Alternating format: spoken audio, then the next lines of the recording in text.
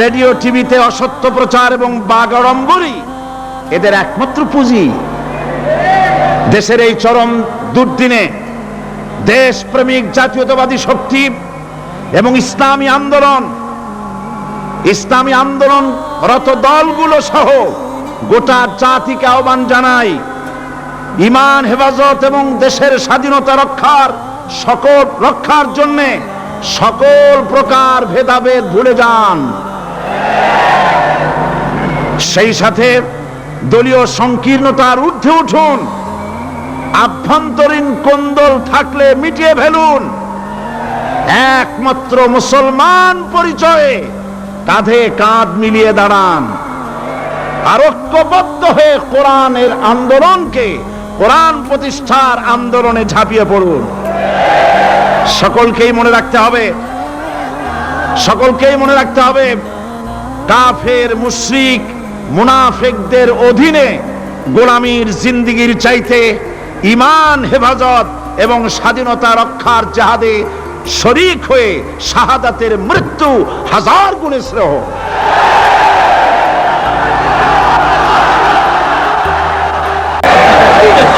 তবে সাংবাদিকদের ব্যাপারে আমার একটু কথা আছে। সেই কথা হচ্ছে, সাংবাদিকতা মহান পেশা। সব সময় আমরা সম্বোধন করি সাংবাদিক বন্ধুগণ, আমরা জাতির বিবেক তাদেরকে মনে করি, ঠিক কিনা বলেন? এই চট্টগ্রাম তাফসীরুল কোরআন মাহফিল কি নিয়ে যা ঘটলো, সাংবাদিকদের মাধ্যমেই গোটা জাতি এবং দুনিয়া জানতে পেরেছে। ওই সব সাংবাদিকদেরকে আমি আমার অন্তরের অন্তঃস্থল থেকে মুবারকবাদ জানাই, যে সব সাংবাদিকরা জীবনের ঝুঁকি নিয়ে সত্যকে বিকশিত করেছেন। কিন্তু তার মধ্যেও কিছু কিছু সাংবাদিক আছে, আমি তাদেরকে দু একটি কথা না বলে পারবো না। বলাই লাগবে। তার মধ্যে একটি পত্রিকা, যার নাম জনকণ্ঠ ওরফে রকণ্ঠ, এই পত্রিকাটি আজ রিপোর্ট করেছে, জনকণ্ঠ, সশস্ত্র ক্যাডার প্রহরায় চট্টগ্রামে সাঈদীর তাফসীর মাহফিল শুরু। আজকের এই লক্ষ লক্ষ জনতাকে জিজ্ঞেস করতে চাই, এই লক্ষ লক্ষ জনতা আপনারা কোন সশস্ত্র ক্যাডার চোখে দেখেছেন?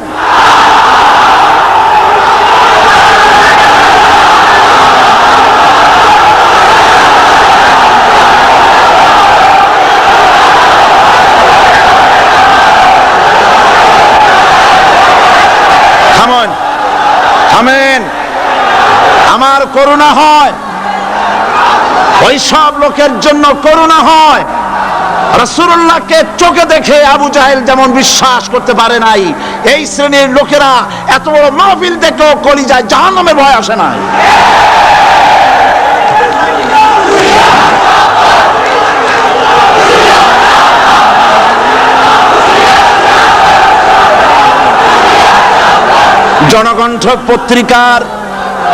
জনকণ্ঠ পত্রিকার সাংবাদিক যদি খুঁজে খুঁজে সশস্ত্র ক্যাডার আপনি এভাবে খুঁজে খুঁজে পান, সাংবাদিকতার চাকরি ছেড়ে পুলিশে চাকরি নিন।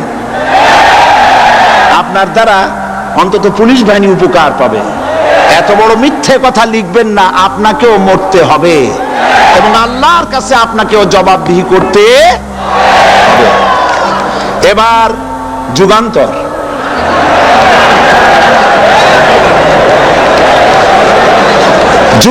পত্রিকা নতুন বেরিয়েছে। যুগান্তরকে দেশবাসী বস্তুনিষ্ঠ সংবাদ পরিবেশন করবে বলেই আশা করে। জনকণ্ঠের মতো জঘন্য কণ্ঠে যুগান্তর পরিণত হোক, জাতি তা চায় না। যুগান্তরের রিপোর্টার কি রিপোর্ট করলেন?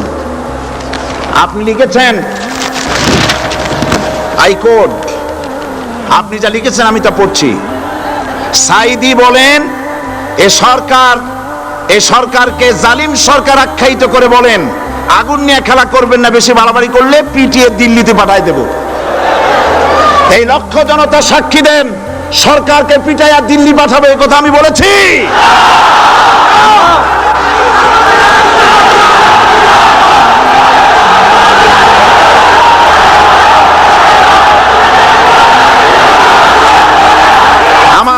বক্তৃতা,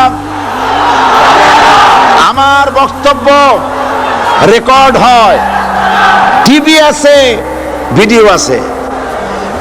আপনি এই লক্ষ লক্ষ মানুষ আপনাকে মিথ্যাবাদী মনে করবে যে আপনি একটা মিথ্যা কথা লিখছেন, কিন্তু গোটা জাতির কাছে যুগান্তর গিয়ে আমাকে আপনি কি বানালেন? 40 বছর এই রাস্তায় কথা বলি, কোরআনের কথা বলি, 40 বছর এই রকমের হালকা কথা, সরকার পিটায় দিল্লি পাঠাবো এই রকমের পোলাপানের মতো কথা যদি আমি বলতাম, তাহলে কি মানুষ আসতো আমার মাহফিলে? এই যুগান্তর পত্রিকা আমার বগুড়ার বক্তৃতাকে বিকৃত করেছে।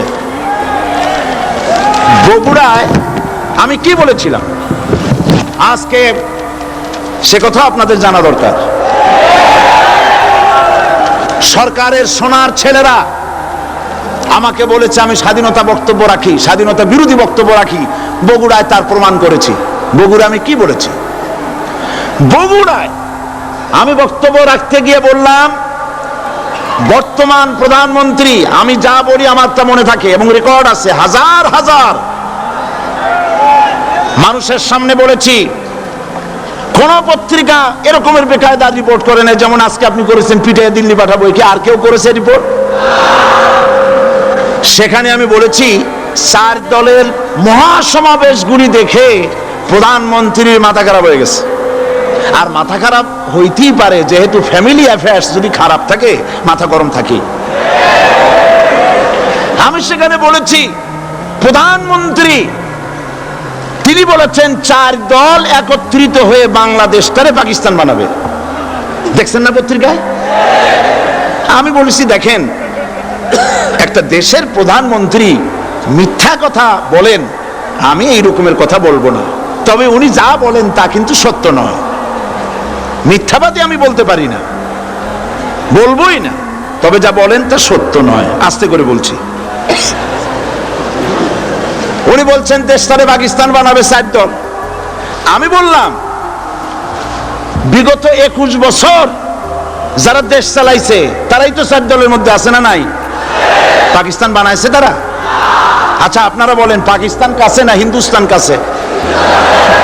আমি বলেছি যদি বাংলাদেশকে কেউ পাকিস্তান বানাতে চায় তাহলে সর্বপ্রথম কাশ্মীর পাকিস্তান হতে হবে, তারপরে হিন্দুস্তানকে পাকিস্তান হতে হবে। এটা যেমন সম্ভব নয়, কিয়ামত পর্যন্ত বাংলাদেশ পাকিস্তান হওয়া সম্ভব নয়। আমার এই স্পষ্ট বক্তৃতার হাজারো রেকর্ড আছে বগুড়ায়। কেউ ধরনের বাজে রিপোর্ট করেনি। যুগান্তর লিখেছে, সাইদি বলেছে কাশ্মীর পাকিস্তান হইলেই বাংলাদেশ পাকিস্তান হয়ে যাবে। আমি ওই দিন ঢাকায় এসেই যুগান্তর পত্রিকার চিফ রিপোর্টারকে টেলিফোন করে বলেছি আপনি একটা ভুল রিপোর্ট আপনার সাংবাদিক করেছে বগুড়া থেকে, জাতি বিভ্রান্ত হবে। আমি একটা প্রতিবাদ পাঠালাম, অনুগ্রহ করে আমার প্রতিবাদ ছেড়ে দিবেন। ওনরা সাংবাদিকতার প্রতি মর্যাদা দিতে গিয়ে আমার এই বক্তব্যটা ছাপেন নাই। তার মানে হলো আমার বিরুদ্ধে যদি কেউ কথা বলে হুবহু ছাপা হবে, আর আমি যদি সেলফ ডিফেন্স নিতে চাই বস্তুনিষ্ঠভাবে আমাকে কভারেজ দেওয়া হবে না। এটাই হলো তাদের সবচাইতে আমার প্রতি ক্ষোভ।